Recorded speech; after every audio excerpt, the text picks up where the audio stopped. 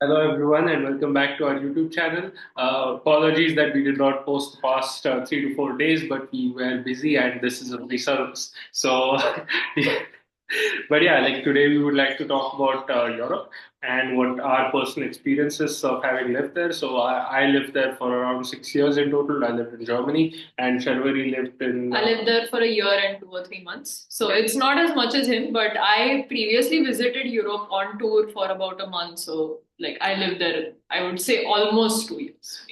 So we would like to talk a little bit about the basically how Europe got to this point where it is currently and what most likely we expect the future of Europe to be.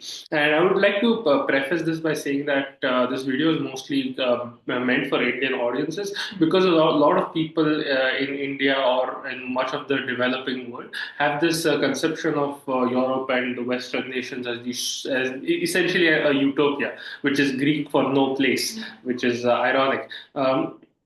So they have this notion that European and Western nations are some of lands of milk and honey, where prosperity abounds and everything is perfect, and etc. etc. etc. And those nations are industrialized; they have a lot of advantages, and in some sense, they are better, undoubtedly, than nations of Asia and Africa, right? But having lived there personally, there are many significant drawbacks to those nations, and the 21st century and the reality of the 21st century is quite different from the realities of the 20th century and the 19th century, where the power discrepancy and the wealth discrepancy between Europe and the rest of the world was substantial.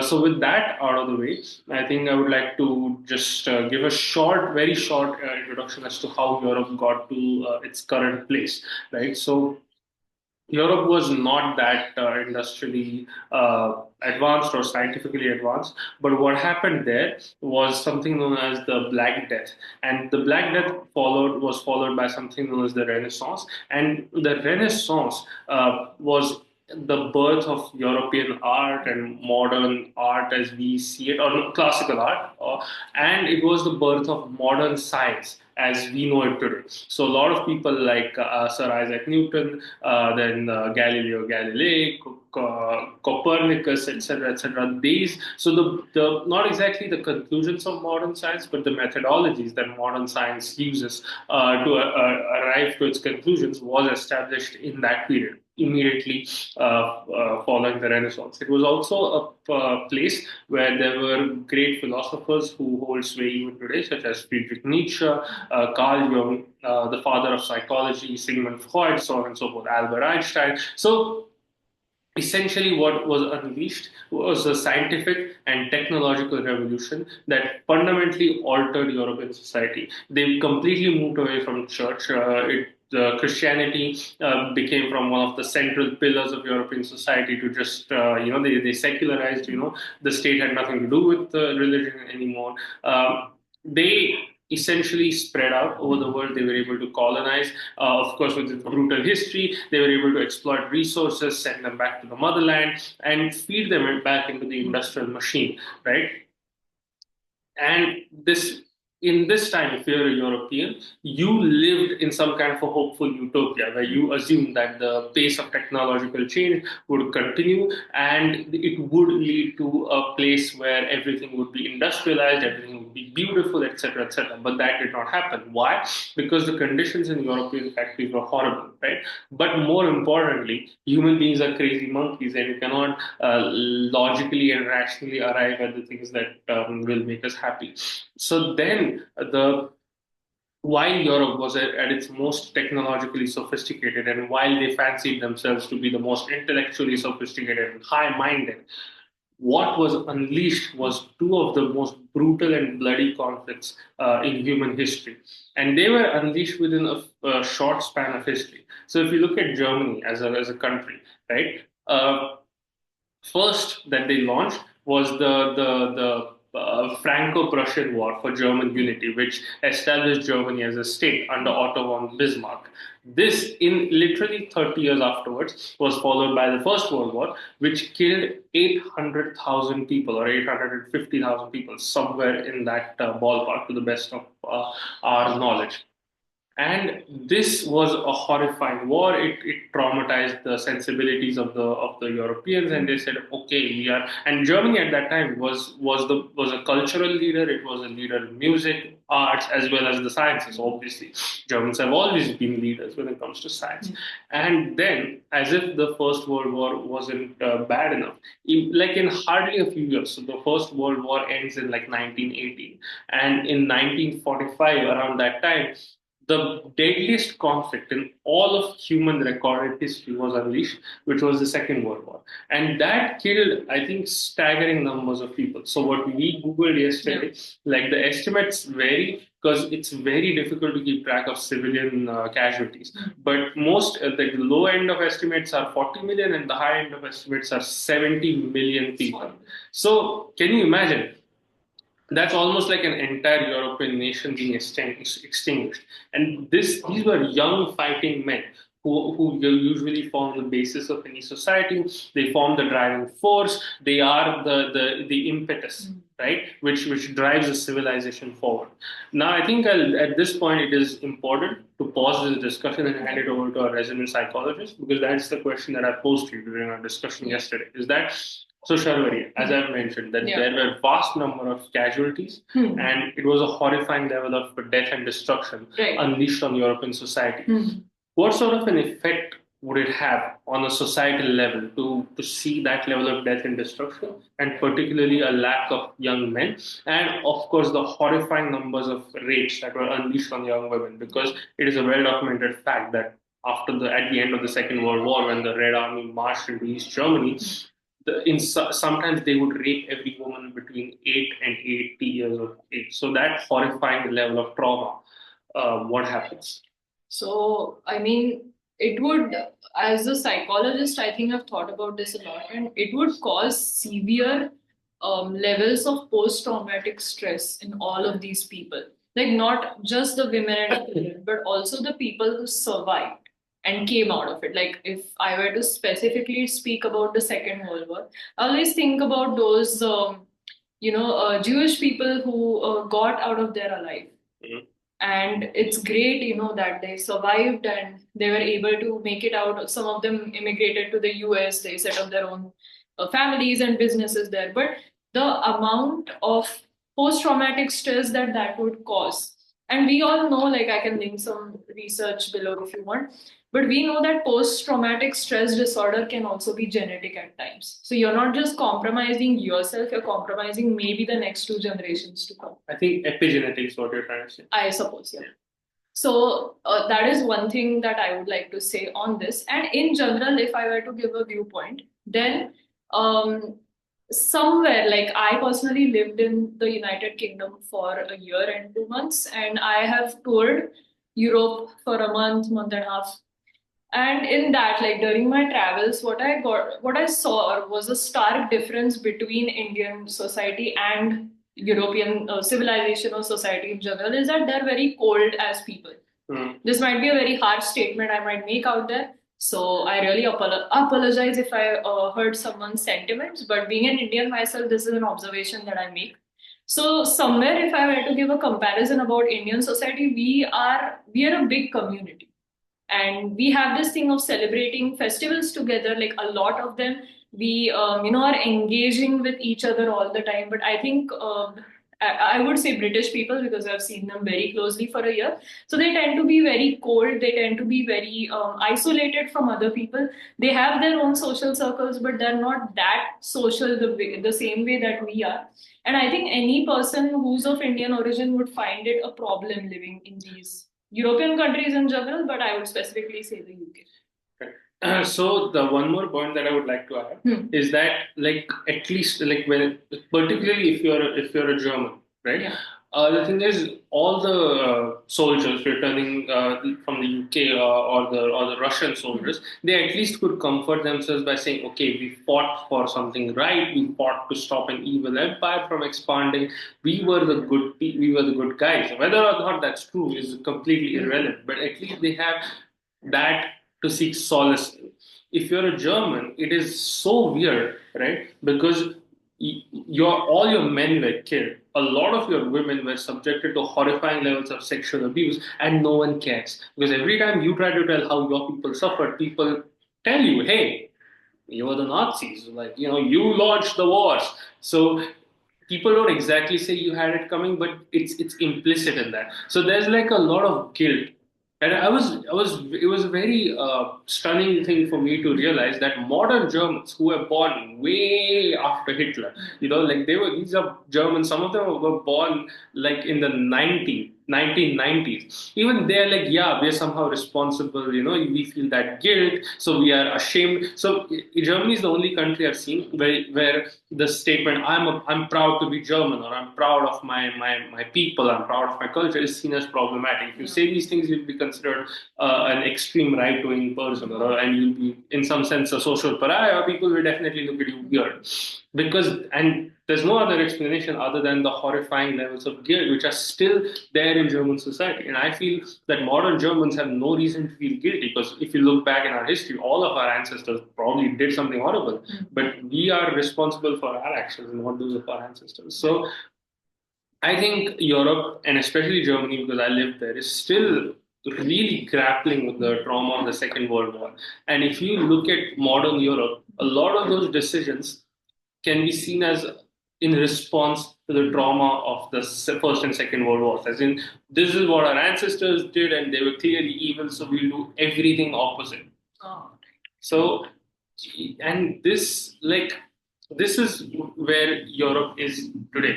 So after the end of the Second World War, Germany said that this is now Stunde Null, or our zero. We will rebuild our country from the ashes, and they did an amazing job. So they imported workers from Turkey. 3 million people from Turkey were taken, and they were seen as Gastarbeiter, or guest workers. And the idea was that someday they would go back, but that never happened. And then Germany became a nation of immigrants. So it became from a country which valued racial purity and all that. They went to a nation where there's a lot of Germans who are brown, black, and from other European nations. And that is, of course, in some sense, immigration can be good, but like everything else, immigration has its negative sides. So, and Europe today is dealing with that crisis. Why? Because if a country is to survive, then it does need one culture or one unified narrative.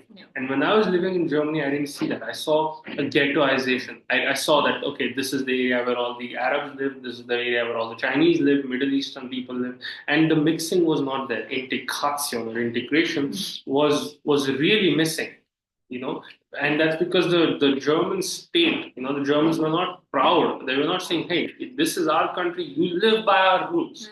Which is something that most other countries would enforce. It's not enforced there. And so social cohesion, in some sense, is really breaking down in those countries.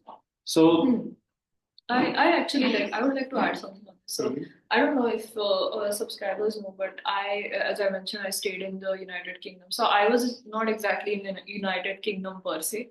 So I would say I was closer to Ireland than I was the UK. So like the UK was a flight away, but Ireland was like a 30-minute drive.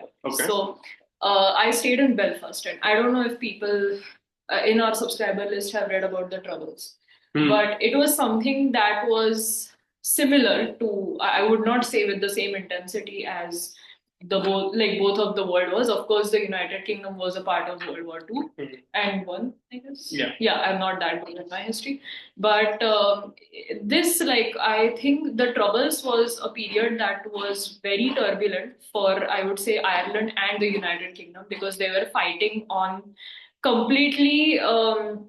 They were in fights about. It was a fight about religion. It was a fight about who favored the queen. And that's why society was divided, and this is fairly recent. Like, I remember talking to my mom about it. She was born in the 70s, and this actually happened in the 70s and the 80s. In fact, I don't know if people know this, but the Good Friday Agreement was signed 1 year before I was born. So it's like hardly 25, 26 years old. So these people were fighting till then, and still today in modern day Belfast, of course, they have left all those differences aside. That who's Irish, who's British is not a thing anymore. They all have learned to live together, but still there is that post-traumatic stress, as I mentioned before, that is there in the air. So there are separate areas for people who are Protestants, who are for England, and who are conservatives, who are against England, or I would say more Irish, essentially. Right. So I have lived in both areas. I've lived in a heavily Protestant area as well. I've also lived in a conservative area. And I can really see the tension. You can feel it in the air, even as an outsider. So this, I would say about the United Kingdom is like when a civilization or you go through something like this in general, it can create an effect on the land, I would say, in a way, for a very extended period of time. That is what has happened to the whole of Europe, in my opinion. Right. So now then, just since we have covered some of Europe's history in very, very brief, right? Now we come to the modern day or present day Europe and European civilization. So there's no doubt, right, that at one point Europe was an ascended civilization. It was, reaching new heights. But today, it has plateaued, and to be honest, it is on the decline, right? So there are some reasons for it. The first reason is that Asia is on the rise, right? So today, India, China, Japan, South Korea are really on the rise. So at one point, it would be insane to even say this, but I have German friends, and when they go to South Korea, they tell me, yeah, it's like going to the future, which would have been inconceivable even just 50 to 70 years ago. But today, Japan and South Korea are actually, in some sense, more technologically advanced than some parts of Europe. India, which is obviously technologically lags behind Europe, right? But we still have a space program which is better than that of European countries. No offense, it's definitely cheaper, and we have digitized our countries in such a way that sometimes it's more convenient to get services in a country like India, which most Europeans would consider a third world nation. As opposed to European countries. So we are really rising, and we are giving tough competition to Europe, which obviously takes some things away. And obviously, since we are massive, massive continents with humongous amounts of natural resources and like insane numbers of human capital and human development potential, etc., that gives tough competition. Second thing is that European science, of course, was ascendant, but slowly and steadily, Asians are competing there as well, and that was their edge. That is what allowed Europeans to dominate the entire continent. It was their technological superiority, particularly when it comes to weapons building. That is no longer the case. Third one is military. Now, European military was broken at the end of the Second World War, and even those people who won the Second World War, even their militaries were broken in the sense that that level of trauma means that people don't want to go to war, which is completely understandable. And so modern European armies are a fraction of what they were before. They are a shell of their old selves. And today they are having a tough time, keeping illegal immigrants out of Europe. Can like forget invading armies. And power makes its own way. In the words of Friedrich Nietzsche. So power is its own thing, and if you don't have power in this world, it is what it is, kind of.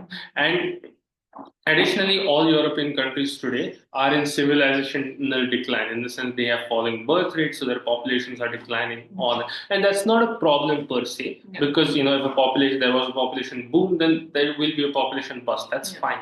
But the way it's declining is that they have a dearth of young people again, and they are using immigrants to fill that void. But then there are integration problems, and particularly with Germany or all European nations, the bargain was made to achieve peace right after the Second World War. So why is it that after the First World War, Germans launched the Second World War? Part of the reason was that there were horrible economic conditions in Germany. There was catastrophic levels of economic deprivation, which led to frustration within the German populace. And an unfortunate outlet for that frustration was the poor innocent Jews, right? But and other ethnic minorities, homosexuals had done nothing wrong, but they just wanted someone to blame because they were so desperately poor. So after the Second World War, a Marshall Plan was launched, and the idea was that okay, we'll make Germany a peaceful, prosperous, stable nation, which worked wonders in case of Japan as well as Germany. Right, those countries became allies. So today, a lot of that social stability was based on certain systems. First one was the pension system. Second one was the Krankenversicherung system, or the health insurance system. And both of these systems were built for a society with a healthy population pyramid. But if you are living in a society where the number of old people is vastly more or substantially more, then you don't have enough young people to pay the pension, and that is putting a great deal of stress on the entire system. And the plan to take in more immigrants to fill the world and have a working population has not worked, to say the least, because it has led to a destruction of social cohesion. So this is what is happening. So basically, all the systems, core systems, which made Europe Europe, are now shaking. Religion is shaking, or has completely shaken almost. Their pension system shaking. Their health system, NHS in the UK and in Germany, shaking. So, what is the future of Europe? In my humble opinion, it will stagnate and it will probably begin the inevitable process of gradual civilizational decline. And we just wanted to give a realistic picture of what Europe is and what Europe. It is still a wonderful country. Human rights are respected there for the most part. But these are the negatives which few a good thing about Europe is pristine beauty. Yes. That is what I must say. Like, it's absolutely beautiful, and I think Europe has done a great job at preserving their natural beauty. They also have a lot of man-made things that they've made, Yes. which are equally beautiful, but also the natural beauty. I mean, Switzerland, Austria, all of these places are absolutely stunning. Gorgeous. Yeah, yeah. So, And, yeah. the people are the most disciplined and law-abiding. I've never seen more public discipline than while living in Germany. Maybe Japan, I don't know, never been there. But yeah, the level of discipline and public order I saw in Germany is, as an Indian, it's insane. Like I was like, how? But yeah, and what else do you? I guess that's it. Yeah, so like the weather is a bit challenging, but that's just a personal thing. But yeah, the weather's adds its own challenges because in India we have two farming seasons, Rabi and Kharif, so we can farm all year round. Whereas in Europe, I would presume it's a bit difficult to farm in the depths of winter. So food insecurity might be a potential problem. So on and so forth. But yeah, so we just wanted to give a balanced picture of Europe and Europeans since we have lived there. And this is basically meant for Indians so that we give them a balanced perspective. Right? Yeah. And do you want to? So, yeah, I guess if there's nothing I would like to add. Yeah. Okay. Thank you, guys. Thank you, guys. Like, share, and subscribe. Bye. Bye.